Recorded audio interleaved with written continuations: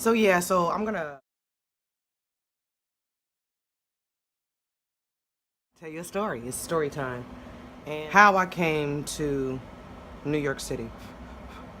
So as you know, I am from Kentucky, right? I was born in Cleveland, Ohio, raised in Lexington, Pretty much Kentucky was my home, you know. I went to school at all the Tate's Creeks.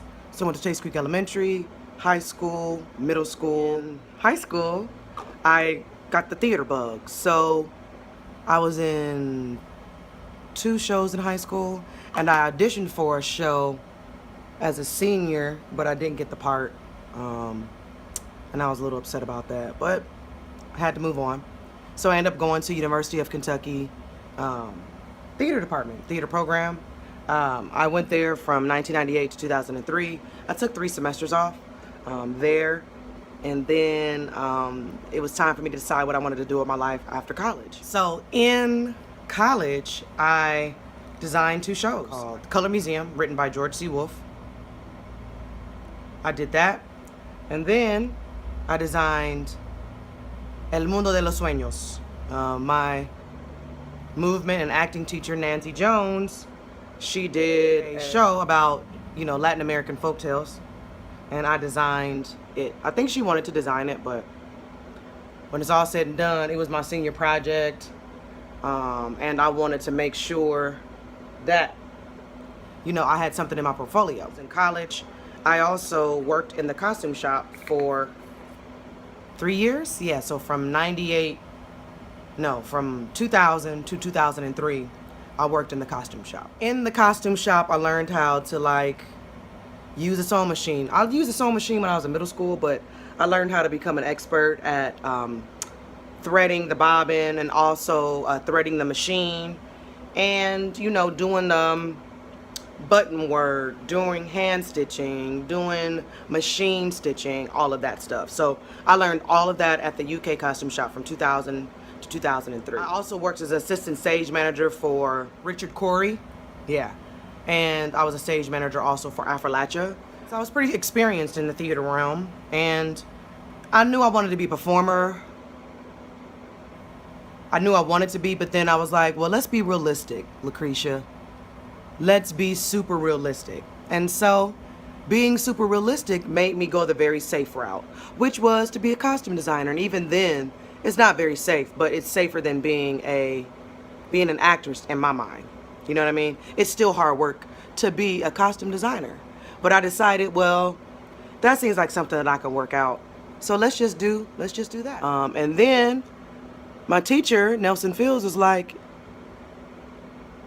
such a mentor. He was a mentor to me, and he was like, why don't you think about grad school? And I was like, okay. And I was looking at grad schools for writing, because I was like, I'm good at writing. And then, you know, creative writing, so I wanted to go to California Arts, because I really loved Susan Laurie Parks. She's an amazing playwright.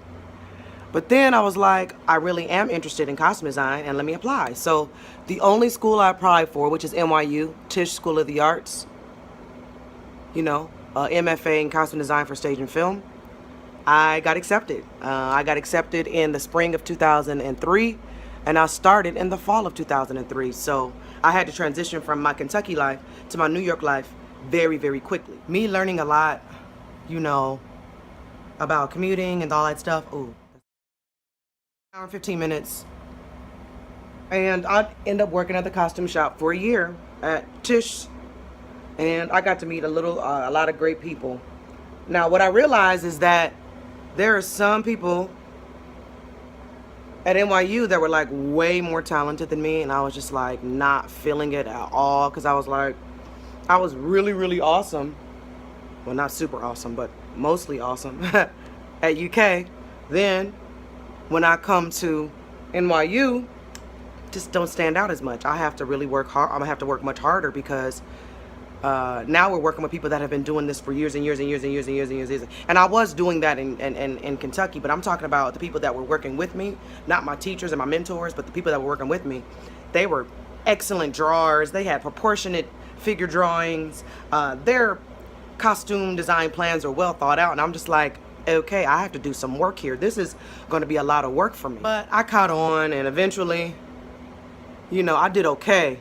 But we had a lot of tough classes at NYU, and I was like, I didn't quit because it was tough.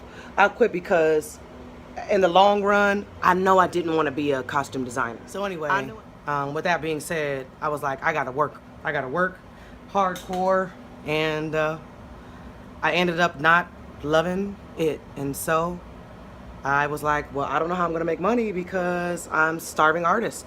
I need to figure it out. And so from there, I became a teacher. I taught at School Professionals for literally 2 weeks. And then there was a school that desperately needed a 5th grade teacher.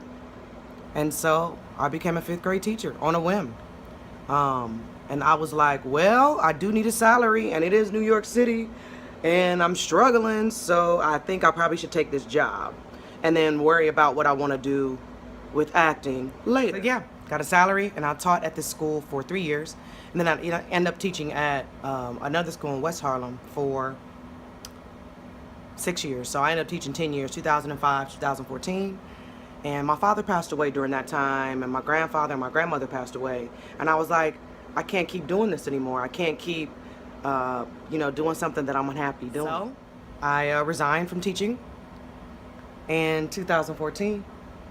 And 2013, I wrote Brown Girl Bluegrass, and I debuted that in 2014 in Harlem.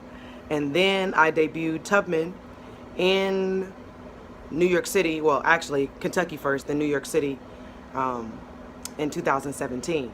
So eventually I got back to what I wanted to do, which was perform, but it's been a hard road, you know, like, and there were a lot of people that told me that, you know, you shouldn't be doing this, and, you know, you 30-something years old, and you need to be secure, and you should be working on being married.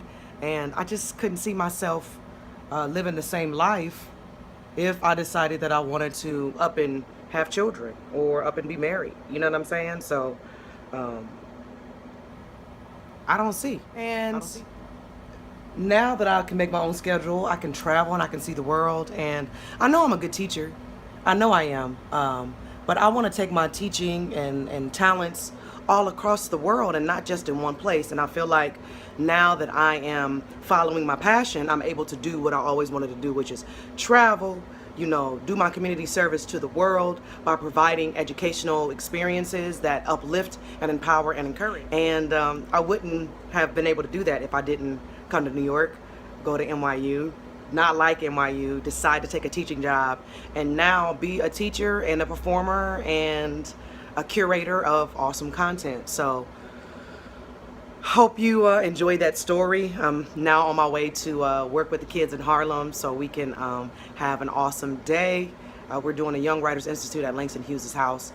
And I don't know, I'm inspired every day. Sometimes I get down and I have my moments, and now that I got my dog, she's been helping me get through some tough moments. Because, you know, it's cold at the top. You know, when you're trying to follow your dreams and your passions, it's just not as easy as everybody thinks it is. Like, oh, you get to travel, you get to do this and do that.